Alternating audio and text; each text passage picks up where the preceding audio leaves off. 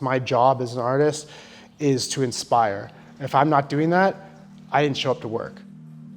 I try to go into my work without expectations, trying to like use the studio as like once I pass that doorway and I walk into the space, that expectations are sort of left at the door to allow for chance and chaos to really flourish. So I've been doing like the trapeze with like the handheld trough for many years now, and that was sort of a breakthrough, and have done like a whole like years of like iterations of like that sort of thing. And part of my work is about being in the present moment. And when I have all these different apparatus sort of lined up and the paint is flowing, it just forces me to be present. And naturally over time, I don't want to say that I've lost that, but it's definitely not been as like strong as before. And so a way to like re-engage and like get into the present moment, what a better way to do it than like physically actually put myself into the apparatus that I was describing. So now the trapeze, like I am the trapeze. And I think that's the responsibility of an artist is to always keep on challenging yourself, and it's a dialogue with the audience. The like transparency and the honesty to be like, I'm trying something new and I'm also sharing that. Like it's not fully realized. It's a step in a new direction, and it's, taking people on that journey of like the development of an artist. There's something about that where people see that I'm just trying stuff out, and that's kind of part of the art, is the experimentation, the embracing the randomness and the chaos. I can try, and I've got years of experience. I've been doing this for about 15 years now. I still don't know how it's going to turn out, but that's part of why I still do it, is because there is that aspect of surprise. There's a level of setup that you can do. You can do as many trial runs as you want, but at the end of the day, you've just got to go for it.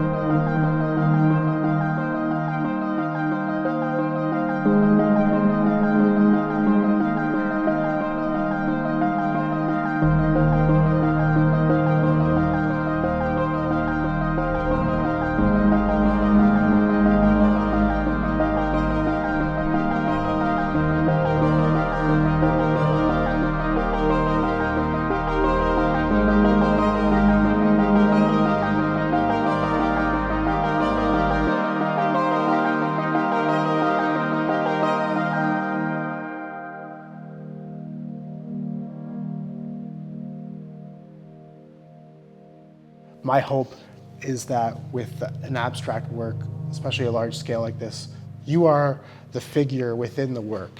You can sort of get enveloped in the colors and they sort of wash over you.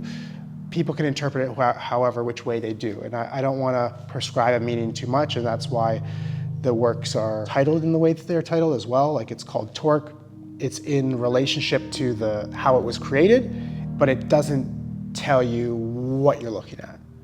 There's a sort of violence to it, like it's ripping out of the ether, like from the world of like dreams and ideas into reality. It's just torqued into existence. Nature's just kind of like that. Like nature's not always elegantly presented. Nature can be punishing and violent and quite powerful. And so this is like it's a little artistic representation with what nature can do, and I'm curious to go further down that pathway.